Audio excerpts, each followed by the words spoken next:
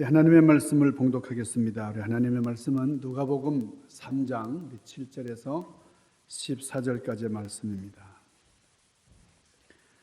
요한이 세례받으러 나오는 무리에게 이르되 독사의 자식들아 누가 너희에게 일러 장차 올 진노를 피하라 하더냐. 그러므로 회개에 합당한 열매를 맺고 속으로 아브라함이 우리 조상이라 말하지 말라. 내가 너희에게 이르노니 하나님이 능히 이 돌들로도 아브라함의 자손이 되게 하시리라.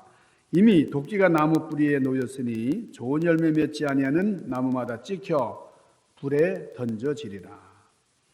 무리가 물어 이르되 그러면 우리가 무엇을 하리까? 대답하여 이르되 옷 두 벌 있는 자는 옷 없는 자에게 나눠줄 것이요 먹을 것이 있는 자도 그렇게 할 것이니라 하고 세리들도 세례를 받고자 하여 와서 이르되 선생이여 우리는 무엇을 하리까 하매 이르되 부가된 것 외에는 거두지 말라 하고 군인들도 물어 이르되 우리는 무엇을 하리까 하매 이르되 사람에게서 강탈하지 말며 거짓으로 고발하지 말고 받는 급료를 족한 줄로 알라 하니라. 아멘.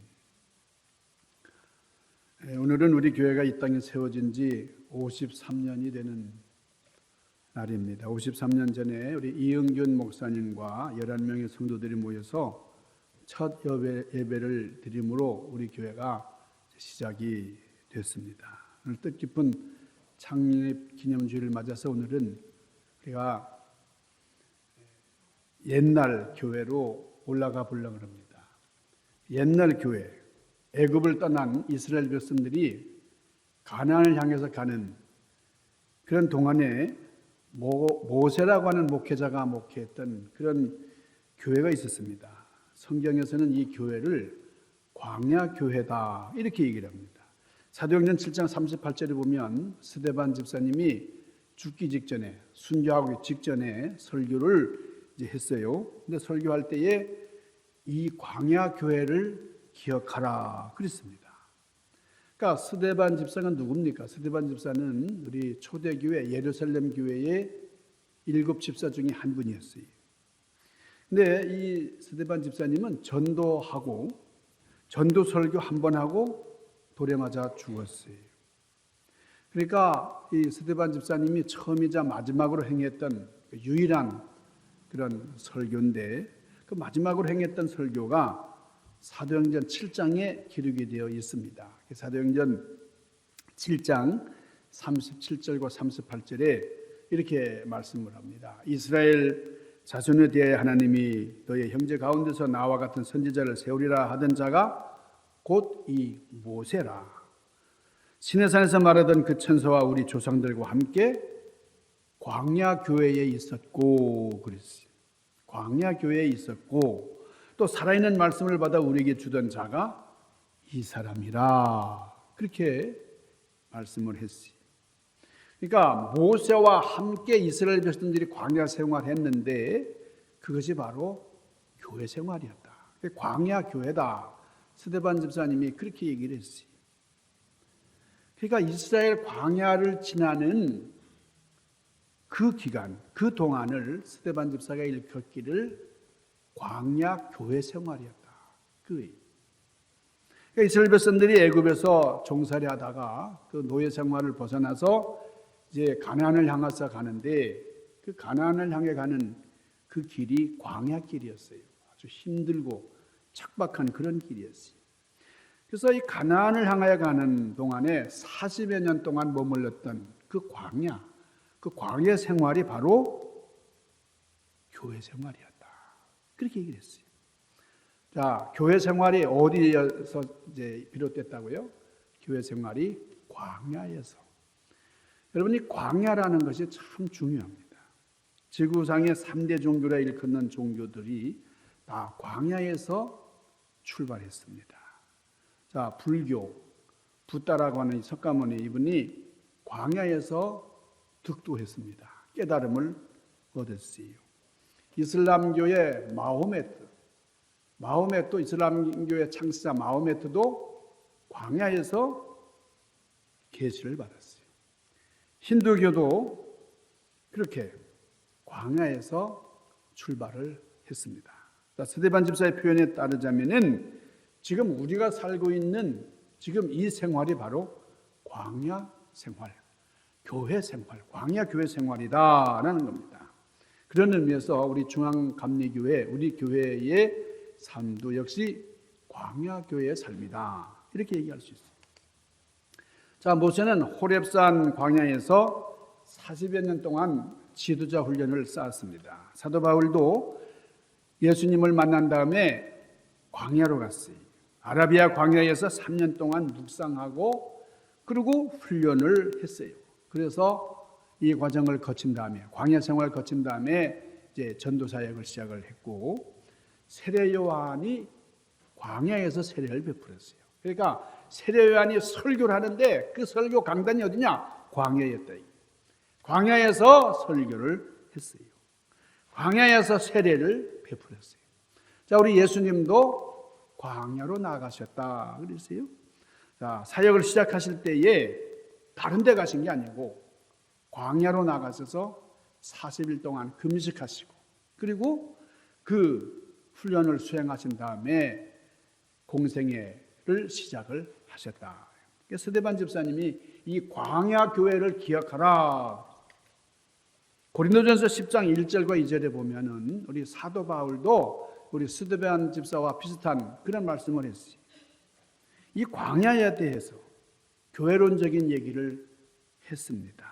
형제들아, 나는 너희가 알지 못하기를 원치 않으니 우리 조상들이 다 구름 아래 있었고 바다 가운데를 지나며 그랬어요. 그러니까 광야 생활할 때에 구름 아래 있었고, 그리고 바다를 지나고, 그리고 모세에게 속하여 다 구름과 바다에서 세례를 받고 그랬어요. 그러니까 모세에게 속해서 구름과 바다에서 세례를 받았다. 이러면 홍해바다를 건너잖아요. 홍해바다를 건넌 것 자체를 세례받은 것이다. 사도 바울은 그렇게 얘기를 했습니다. 이스라엘 백성들이 애굽에서 구원 받아서 나왔을 때에 맨 처음 맞닥뜨리는 데가 홍해입니다. 홍해라고 하는 것이 쫙 가로막혀 있으니까 좀 기가 막히잖아요. 그런데 이 광야라고 하는 이 교회, 광야라는 교회는 맨 처음에 홍해를 건너야 했다는 거예요. 홍해라고 하는 바다, 애굽에서 나와서 홍해를 건넜어요. 우리가 신앙생활 할 때 처음으로 해야 되는 것이 회개하고 세례받는 일입니다. 그러니까 이스라엘 백성들 하나님께서는 이 홍해를 건너게 하심으로 다 세례받게 하셨다 하는 말씀이죠. 자, 우리도 이 세상에서, 애국과 같은 이 세상에서 정말 과감하게 탈출하고 난 다음에 세례를 받잖아요. 세례받는다는 건 완전히 내가 주님께 몰입합니다. 주님 안으로 들어옵니다. 그런 거잖아요. 홍해라고 하는 바다, 이것은 바로 그런 이 세상을 뒤로 하고 새로운 길을 가는 세례를 받은 것이다. 그렇게 얘기를 했습니다. 그러니까 이 광야 생활, 광야 교회, 하나님께서 뭐라 그러셨어요? 내가 만나를 줄 텐데 그러니 너희는 우물 팔 필요 없다. 내가 반석에서 물을 내어주리라. 그러면서 먹여주시고 마시게 하셨어요. 그러면서 저 미래를, 하늘나라를 바라보도록 하나님께서 역사하셨습니다. 자, 뭐예요? 이것은 이스라엘 백성들로 하여금 다른 것 보지 않고 세상 것 취하지 않고 하늘나라를 바라보면서 하늘나라의 소망을 두고 그렇게 살아가라.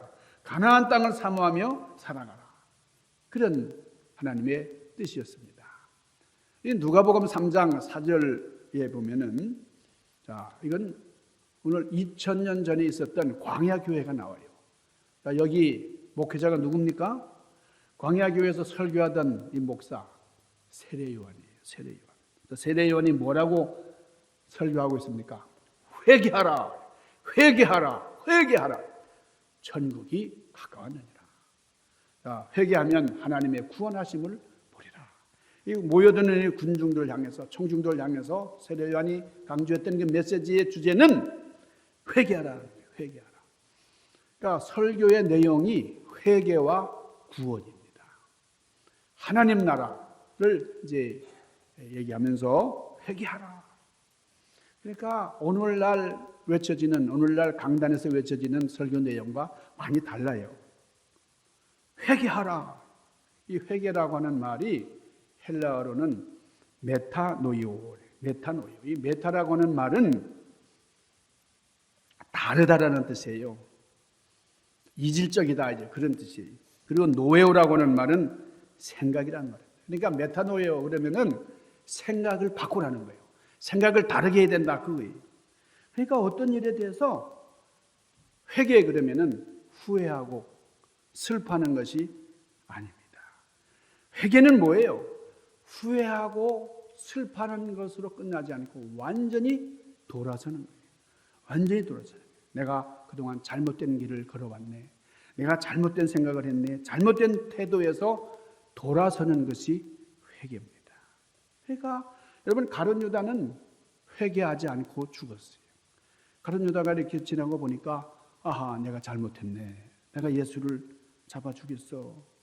후회했습니다. 후회했기 때문에 목매달아 죽었어요. 그래서 비참한 그런 죽음을 맞이했는데 그러나 오늘날 가룟 유다만 그런 게 아니라 교회 안에도 현대 교회 안에도 이런 가룟 유다처럼 후회하는 사람들이 많이 있어요. 아, 내가 어찌 그렇게 살았노? 어떻게 이렇게 살았지? 후회하고 슬퍼하다가 그냥 흐지부지 지나가 버리고 맙니다. 회개는 뭐예요? 회개는 행동의 변화입니다. 행동을 취해야 되는 거예요. 회개하면은 죄를 후회하는 것만이 아니고 그것도 따르지만 물론 방향을 바꿔야 돼요. 자, 누가복음 3장 8절 오늘 뭐라고 말씀합니까? 세례 요한이 청중들을 향해서 회개에 합당한 열매를 맺어라 그랬어요. 뭐예요? 열매입니다. 열매 맺는 것이 중요하다는 거예요. 그러니까 회개한다 그러면서 이제 눈물을 흘리고 입으로 내가 잘못했다 그러고 말이야. 후회한다 그러고 막 그것만이 아니고 입으로만 하는 게 아니고 그리고 교회 안에서만 하는 게 아니고 교회 밖으로 나가야 돼요. 가정에서 직장에서 회개 열매가 맺혀야 진짜 회개다 그 말씀입니다. 요즘 한국에서는 그 박정희 대통령에 대한 얘기가 많이 회자되고 있다 그럽니다. 경제 대통령이고 참 어려울 때에 그 나라를 제대로 이렇게 세워놨다, 발전시킨 그런 대통령이다. 그렇게 하면서 그리워하는 그런 얘기들이 많이 있어요. 그래서 박정희 신드롬이다 하는 그런 말까지 나왔다고 하는데 여러분 제가 어느 책을 읽다가 이 박정희 대통령이 했던 그런 고백을 보았습니다. 박정희 대통령은 교회 학교를 열심히 다녔대요. 대통령이 된 다음에 자기가 그 옛날 그 섬겼던 교회, 그 교회가 이제 그 건물이 피폐하니까 그 건물을 수리해 줬다 그래요. 대통령이 된 다음에. 그리고 어느 조찬 기도에서 이런 말을 했다는 겁니다. 나는 왕년에 교회 다녔었다. 그리고 교회 앞에서 반사를 했다. 그런 얘기를 했어요. 여러분 반사라고 하는 말은 옛날에 주일학교 선생님을 반사라 그랬어요. 근데 나 같은 교회학교 반사가 다시는 나오지 않길 바랍니다. 그랬다는 거예요. 여러분 이게 박정희 대통령이 자주 쓰던 말이죠. 쿠데타를 하고서 대통령이 이제 되려고 군복을 벗으면서도 이런 비슷한 얘기를 했어요. 이제 다시 우리나라에서는 나와 같이 불행한 군인이 나오지 않기를 바랍니다. 그랬어요. 여러분 박정희 대통령이 왜 이런 말을 했습니까? 나와 같이 불행한 반사가 교회학교 선생이 나와서는 안 되겠다고 말해요. 이게 무슨 말이에요? 믿는다고 하면서 교회 다닌다고 하면서 예수를 빼놓고 믿었어요. 회개하지 않고 믿었어요. 후회만 있었어요. 여러분 지미 카터 대통령이 한국을 이제 방문해가지고 그 같이 카퍼레이드도 하고 말이죠. 이렇게 박정희 대통령을 만나서 그 얘기하다가 전도했대잖아요.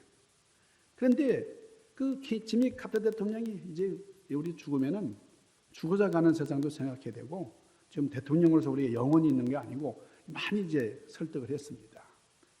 그런데 얼마 안 돼가지고 궁정동에서 우리 참 김재규 총탄에 비참하게 살해되고 말았잖아요. 비참한 최후를 맞고 말았잖아요. 그때 뒷얘기들을 그 측근들이 얘기하는 걸 들어보면은 박정희 대통령이 조금만 더 살았다고 하면 예수를 믿었을 거라는 거예요. 그때 그런 얘기를 이제 주변 사람들에게 했다는 거예요. 여러분, 그런데 때를 넘기고 말았어요. 여러분, 회개의 때를 넘기면 기회가 안 옵니다. 여러분, 많은 분들을 보면은 주일학교 문턱을 넘어보지 못한 사람 많잖아요. 다 어릴 때 보면 교회에는 한두 번씩 다녔어요. 어릴 때.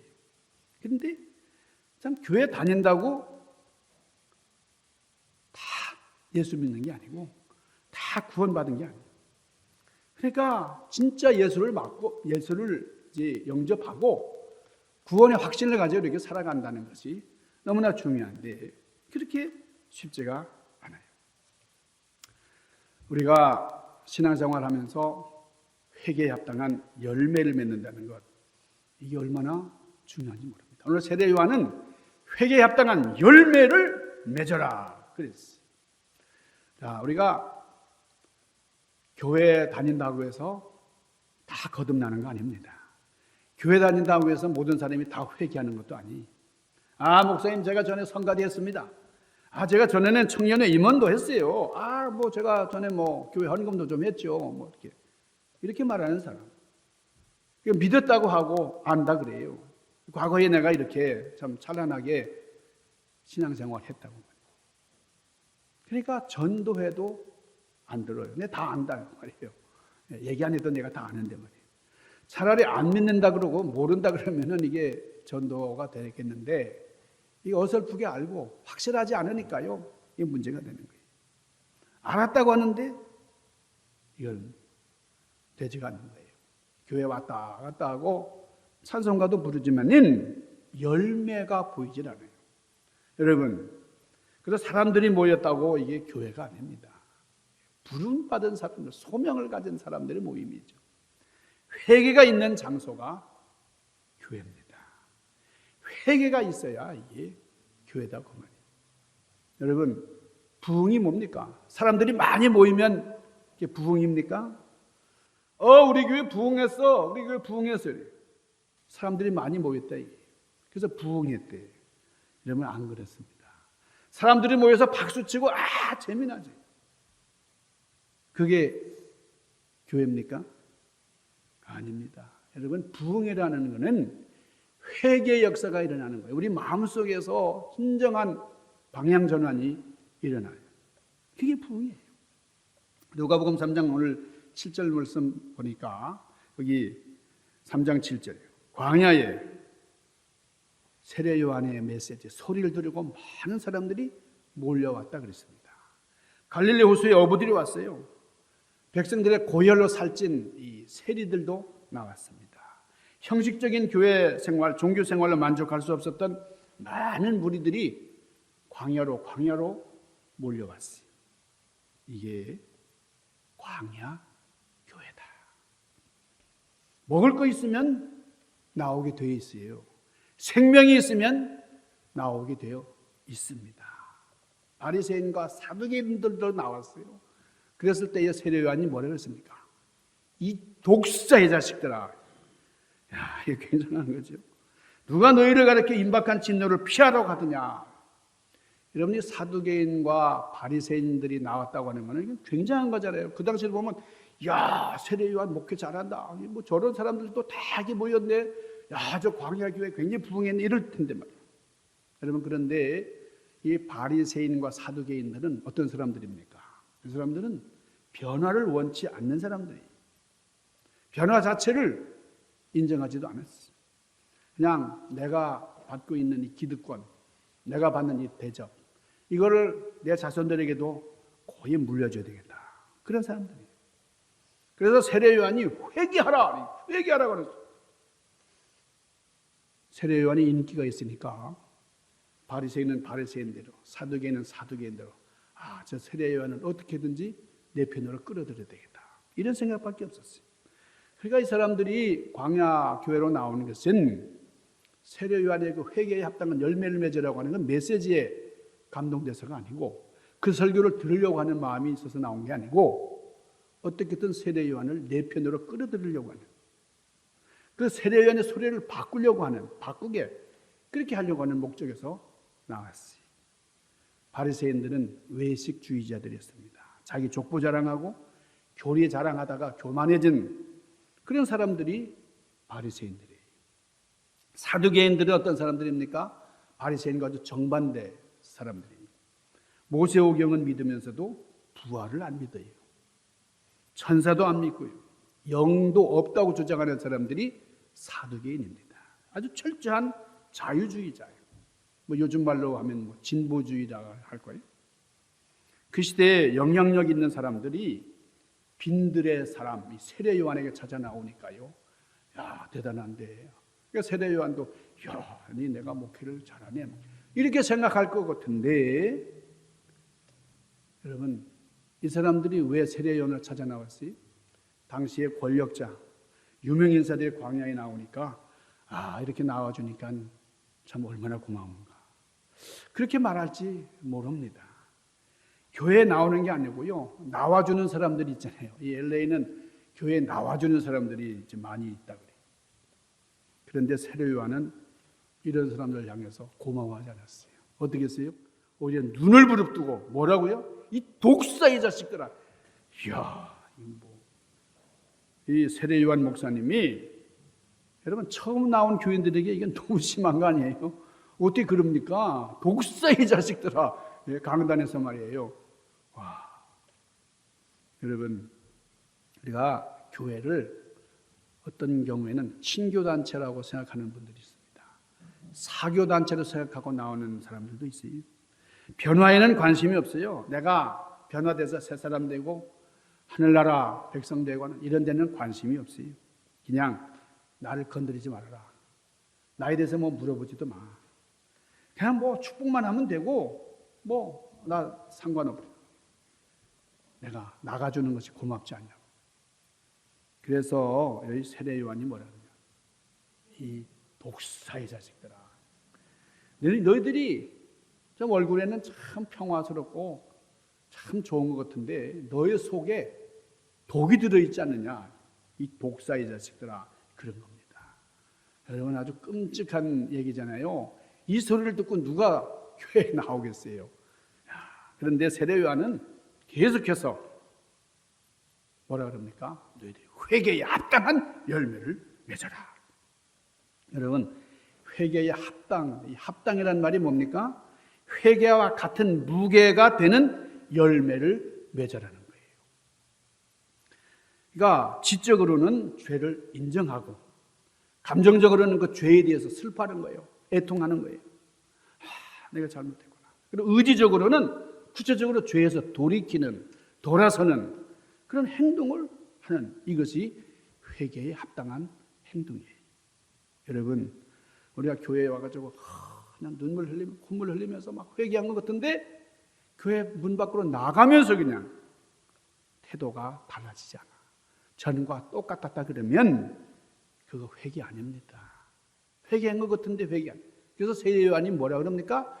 회개에 합당한 열매를 맺어라. 그러니까 오늘 8절 하반절이 뭐라 그랬어? 자, 이 세례 요한이 바리새인 서기관들에게 설교해요. 속으로 우리 아브라함이 우리 조상이라고 생각하지 말아라 그랬어. 여러분, 아브라함 그러면 굉장한 자랑, 우리 선조 중에 너무너무나 훌륭한, 그게 바로 우리 조상이다 이렇게 자부하고 말이죠. 그걸 자랑으로 생각하고 있는데 아브라함이 우리 조상이라고 생각하지 말아요. 하나님이 능히 이 돌들도 아브라함의 자손이 되게 할 것이다 그랬어요. 그러니까 무서운 얘기입니다. 이 바리새인 이 서기관들은 그 아브라함의 조상, 조상 아브라함의 후손, 이게 자기들의 전매 특허인 줄 알았어. 자기들만 누리는 그런 권리인 줄 알았어. 우리는 택함 받은 민족이다. 이 아브라함의 자손이다. 이 거들먹거리는 이 바리새인들에게 세례 요한이 무서운 경고예요. 무서운 메시지.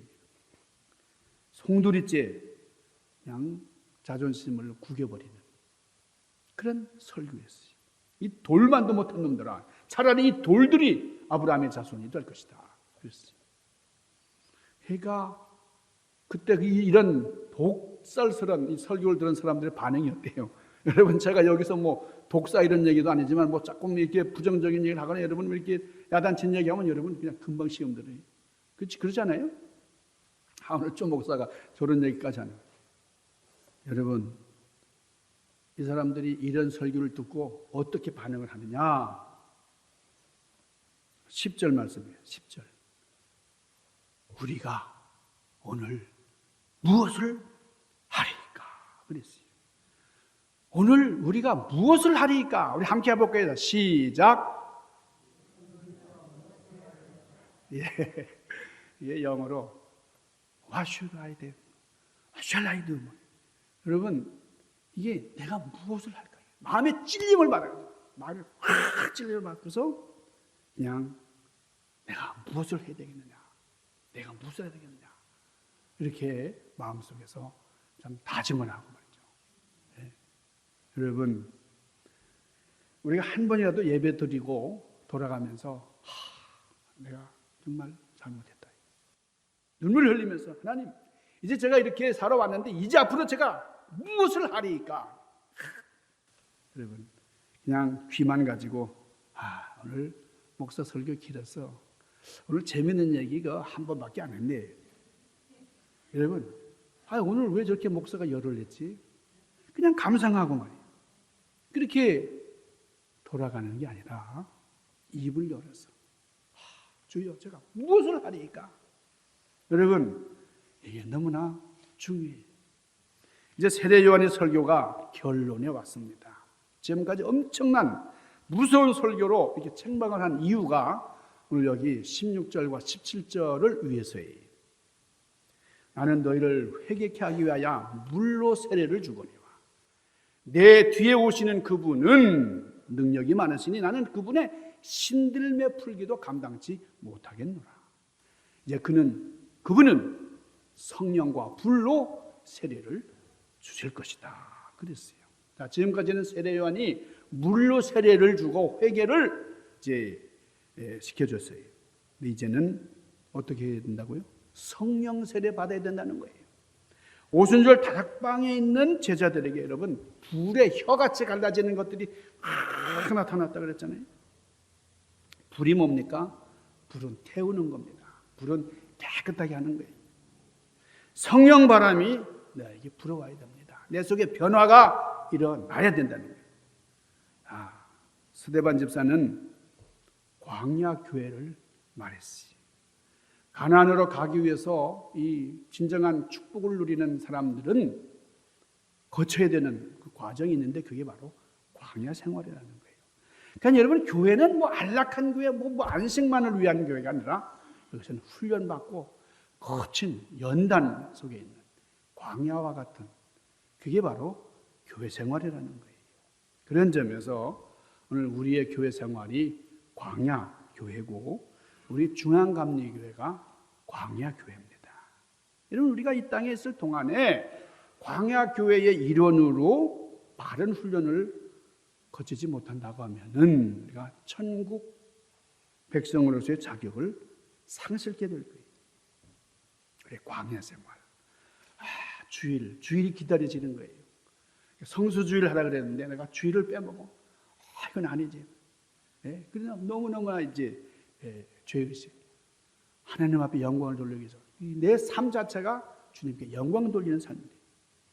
여러분, 이제 하나님 앞에 영광을 돌리는 그런 우리 교회가 될 수 있기를 바랍니다. 자, 오늘 결론이에요. 17절. 손에 키를 들고 자기 자당 마당을 정하게 하사 알곡은 모아서 곳간에 들이고 쭉정이는 꺼지지 않는 불에 태우시리라. 여러분, 두 가지 불이 있다 이게 어떤 불이 나와 상관이 있습니까? 여러분, 성령 불을 모르면 꺼지지 않는 불에 우리는 태움을 달고 성령의 불에 대임받지 않으면 꺼지지 않는 지옥불에 우리는 대임을 받게 될 것입니다. 오늘 창립 53주년이 되는 우리 광야교회.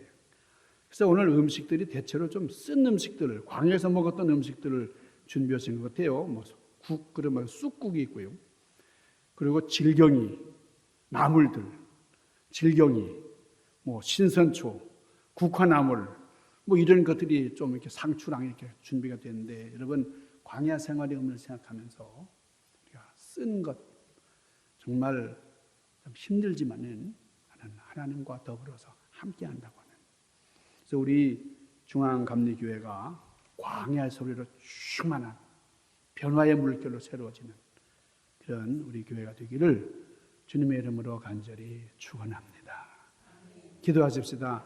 걸어가신 아버지, 광야에 외치는 우리 세례 요한의 메시지를 들으면서 우리 교회도 광야 교회의 모습을 잃지 않고 변화의 물결, 그리고 회개의 열매를 맺는 아름다운 주님의 뜻을 이루는 교회가 되도록 인도하여 주시옵소서. 예수님 귀하신 이름으로 간절히 구하옵나이다. 아멘.